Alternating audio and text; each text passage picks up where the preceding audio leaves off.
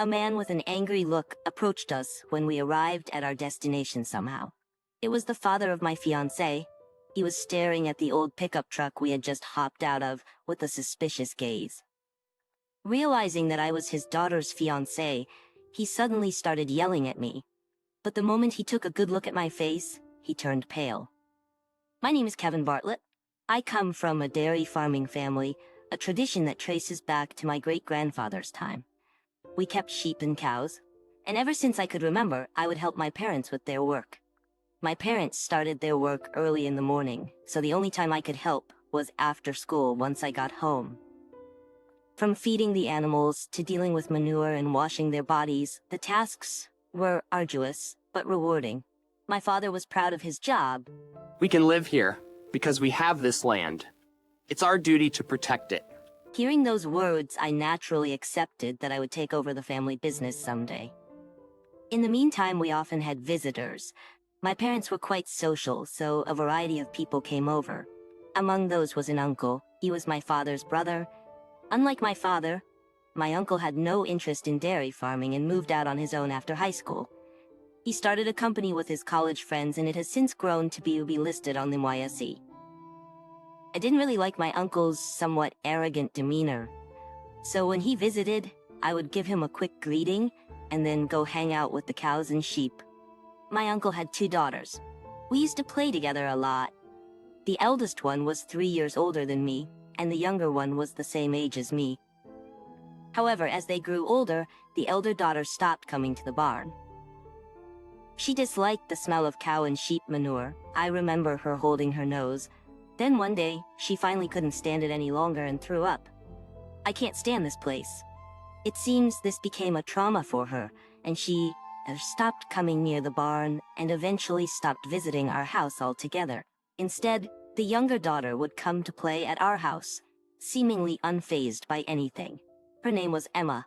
Emma had several after-school activities. One of them was horse riding. She liked interacting with animals and even seemed to enjoy helping take care of the cows and sheep. This one has grown since last time, hasn't it? Emma, who was always keen on noticing animal growth and mood changes, would point out. Soon, we spent more time playing together, as Emma was interested in animals. However, it seemed her father didn't appreciate it. One day, a tearful Emma came to my home. Apparently, her father had sternly told her to concentrate on her after-school activities. He said I shouldn't come to your house anymore. I remember the time Emma had returned from the barn all covered in mud, her father grimacing terribly. As she approached him, he stepped back and shouted, "Go wash off right now. I won't let you in the car until you're clean." He seemed genuinely repulsed, so I guessed it was true that he had told her off. I thought we wouldn't be able to play together anymore. Emma was sobbing as she explained what had happened, so I tried to comfort her. It's alright. It's not like we'll be forever apart. We'll definitely meet again. Do you really think we'll meet again? I put on a brave face and nodded. After that, my mother dropped Emma off at her house. All I could do was watch them drive away. From that day forward, Emma and I didn't meet again. Time passed, and I had moved on to study at an agricultural university. The intention to take over my parents' business was always present as I grew up. Though our farm was a dairy farm, we were by no means wealthy, so I relied on scholarships to go to the university. I had studied dairy farming since I was a high school student, and my life was filled with studies even when I was a university student. I was part of a club, but that was mainly a gathering for taking care of the animals at the university. Unlike me, who was engrossed in dairy farming, my classmates were out partying and chasing relationships. I felt lonely just spending my youth studying. I lived alone to attend university. I didn't want to rely on my parents for all the rent, so I worked part-time jobs after classes. Most of the money I earned from these jobs went to paying rent. My life was devoid of any youthful adventures. I wish I had a girlfriend at least. That's when I had an unexpected encounter. There was a new member who joined our club. She looked graceful. I didn't know such a person was in our university. She seemed more suited to be a receptionist at a big company than getting dirty and sweaty with us. The club held a small welcoming party for her. We just had a small gathering in the club room that's been assigned to us, though. At first sight, I thought she was beautiful. There was something familiar about her, but since she didn't seem to recognize me either, we just introduced ourselves. She said her last name was Bartlett, which is the same as my last name. It's a rare thing to have the same last name, isn't it? I'd never met anyone with the same last name outside of my relatives. I felt surprised. We had snacks and drinks and started asking her whatever questions came to mind. Hey, why did you decide to join our club? I've always loved interacting with animals and was interested, but I never really had the opportunity. You seem very graceful. Are you by any chance from a very wealthy family?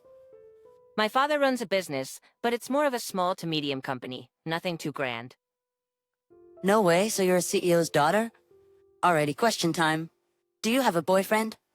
That's a bit too personal, don't you think? That's typical of you guys. Even though I was part of the group, I enjoyed just listening to everyone's conversations.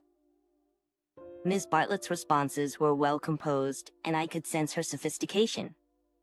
When asked intrusive questions, she blushed and seemed like the typical sheltered girl. I thought this and happened to glance at her, and she was looking at me. After our eyes met for a moment, we both quickly looked away. Did I do something weird? Even though no one was watching, I felt strangely embarrassed. It certainly felt like she was looking at me, but maybe it was just my imagination. The welcome party was a bit intense but fun. I wanted to keep chatting with my friends, but it was time for my part-time job, so I excused myself and left the room. It's a sad reality that I don't have the luxury of leisurely enjoying my youth. As a side note, I work at a liquor store. Even on hot summer days and cold winter days, I drive my motorcycle to deliver liquor. I don't mind the physical labor, which suits me fine. It's been a while since Ms. Bartlett joined the club. Being a college student is busy, and I hadn't seen Ms. Bartlett since the day of the welcome party. But then a day came when our schedules happened to align. That day, we were scheduled to take care of cows.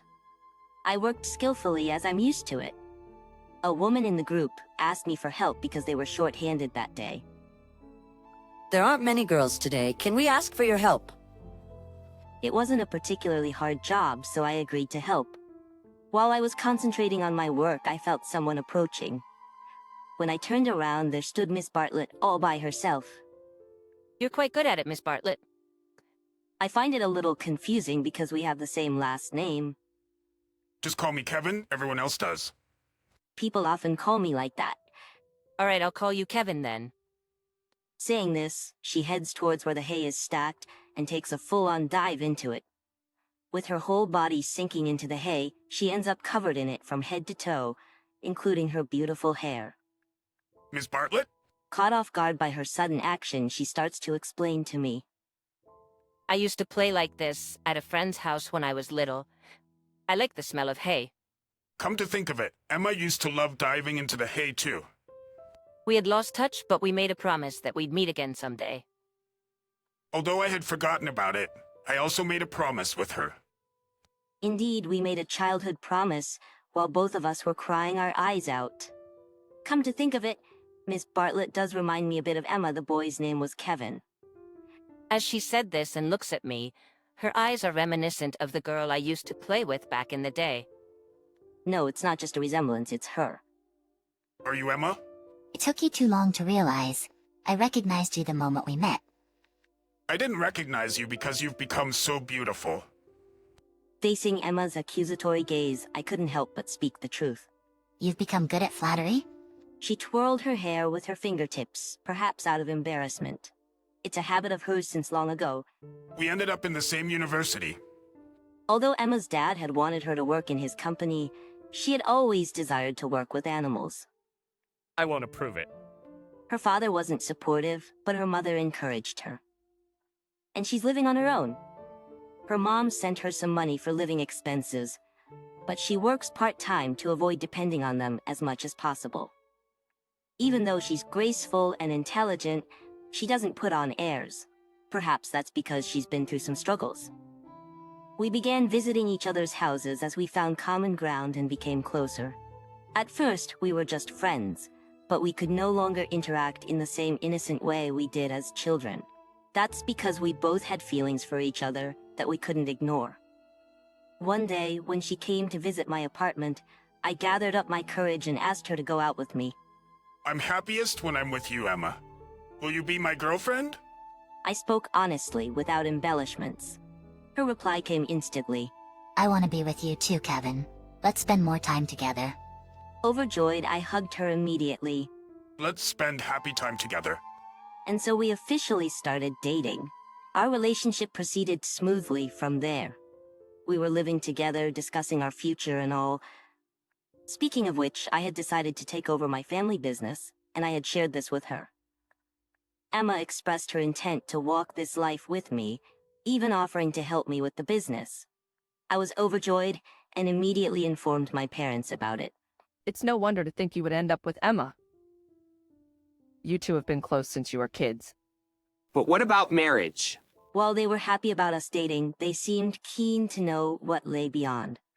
When I told them that Emma and I were discussing our future, they encouraged us, saying they had no objections as long as we were happy with our decisions. And so, my parents and Emma's parents approved our relationship. But it wasn't the same with Emma's parents. Emma had kept her relationship with me a secret from her parents. She knew her father would definitely be against it, even if her mother approved it. That's why she had only subtly hinted about having a boyfriend. As our university graduation approached, I invited her to my apartment and officially proposed to her. Will you marry me? I was sure she would accept, however, my voice trembled with nerves. But then she held my hand, smiling gently. I may not be perfect, but please bear with me. And thus we pledged to get married, but we couldn't keep it secret to our parents anymore. I asked Emma to arrange a meeting with her parents. Let's meet them properly and get their approval for our marriage. I think they will understand if we explain it to them. We didn't dwell on the negatives and believed in our future together. The day and place for the meet and greet were set soon. Before the meeting, we both graduated from university and started working. We moved from our apartment to my parents' home. Looking forward to being part of your family. Our sincere greeting made my parents welcome her with open smiles. The dairy farm work starts early in the morning. I'm not much of a morning person, but Emma wakes up even earlier than me and starts working. She also does household chores, which honestly makes me feel a bit inadequate at times. You're going to be under Emma's thumb in the future, you know? My mother's words weren't sounding like a joke anymore. Amid these the day to meet her parents came. However, as the sun rose, an unexpected issue occurred. The two cows started to give birth at the same time. The situation turned far from being able to go to meet Emma's parents. The birth of newborn calves can be risky. There is a possibility of accidents that would lead to their death. There were several things to be cautious of, such as dystocia or uterine torsion. Until a mother cow gave birth to a calf, we have to assist a delivery. The pain seemed to intensify for both, making my heart ache seeing them in agony. Emma was diligently checking if the mother cow developed mastitis or milk fever by milking them. Typically, it's said that the process from labor to birth takes about 10 hours. Amidst the tense time, around 10 o'clock, the head of a calf appeared. We carefully pulled it out of the birth canal. It didn't seem likely to be a difficult birth. The delivery went smoothly, and one calf was safely born. Although Emma was tearful with the miracle of life, she had no time to be dazed. A newborn calf needs to be fed colostrum as soon as possible, otherwise its immunity would weaken, making it susceptible to diseases like diarrhea or pneumonia. While we were tending like this, the other cow had also given birth safely with my parents' help. Just as we were heaving a sigh of relief, my mother reminded us of something we had forgotten. We'll handle the rest here. You two should head to your appointment. It was nearly 11 o'clock. We would certainly be late for the meeting at the set place. We'd informed Emma's parents that Emma would be late, but we still had to rush. Frantically getting ready, we jumped into the nearby pickup truck. Then, while focusing on safe driving, we hurried to our destination. Somehow, we managed to reach our destination about an hour later than the promised time. As we rushed to enter, a man with an angry look came towards us. Although I hadn't seen him in a while, and he looked somewhat older, I was sure that was my uncle. He was staring at our pickup truck with a suspicious gaze. Realizing that I, standing next to Emma, was her fiancé, he started yelling at us out of the blue. You are too late. I'll not approve my daughter to get married to a poor person like you who can't even be on time. Get out of here! But Dad, we couldn't help it. We rushed here as fast as we could. I don't care. People who are late are no good. It's too late now. I'm going home. He pushed us aside and stormed out. I couldn't help but call out to stop him. Please wait, Uncle. What? He stopped and turned to look at me.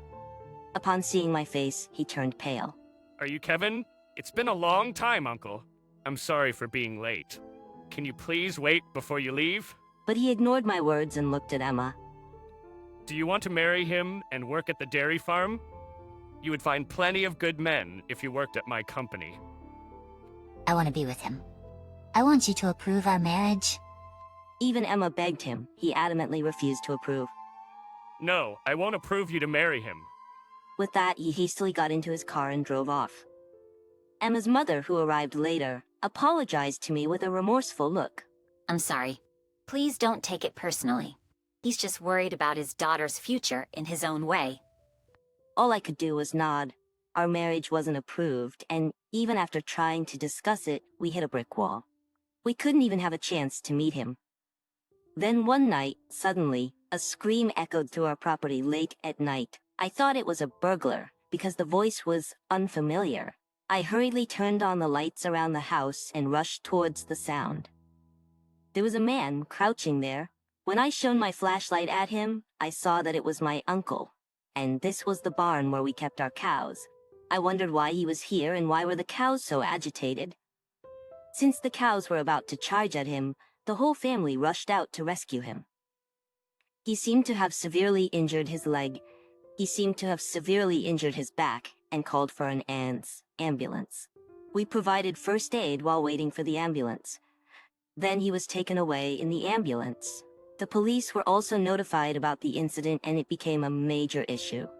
It turned out that my uncle had tried to set free our livestock, thinking that our financial situation would get worse without the livestock, and Emma would return home to him. However, he didn't know how to handle the cows, so he had made them angry and ended up getting charged at his back. That's the whole story. The incident made the local news, completely ruining his reputation. His company also lost trust and he was forced to step down as CEO. Emma and her mom apologized to me several times. I too felt some responsibility for the situation, so I couldn't be too mad at them. My uncle was arrested and went to trial but was released on bail. But he had no place left to go after having had free rein as CEO. The company is now working to regain trust, and it seems they are trying to move away from the dictatorial management of the past. The eldest daughter seems to be leading this effort. My uncle would have no place at home either and keep feeling uncomfortable. He also came to our house to apologize us. In just a few days, he had aged significantly, as if he is a different person. His back injury had left him needing a walking stick, making him look like an old man. I'm truly sorry for what I did. I have no right to say anything about your marriage anymore. Seeing her father bowing deeply at the entrance of our house, Emma also bowed her head. I told him that I no longer held any grudges, and then I made a request. Then, please attend our wedding as a guest to celebrate your daughter's marriage. Then, please attend our wedding as a guest to celebrate your daughter's marriage. My uncle, who had lost his status and honor and was now in shambles, broke down crying. Then on the wedding day, we were blessed by many guests and finally became husband and wife. Of course, both our parents were also there to bless us. It's like a dream to see this day come. Yeah, let's walk together as a married couple from now on. In that moment, we felt like we were embraced by the warm sun amidst the applause.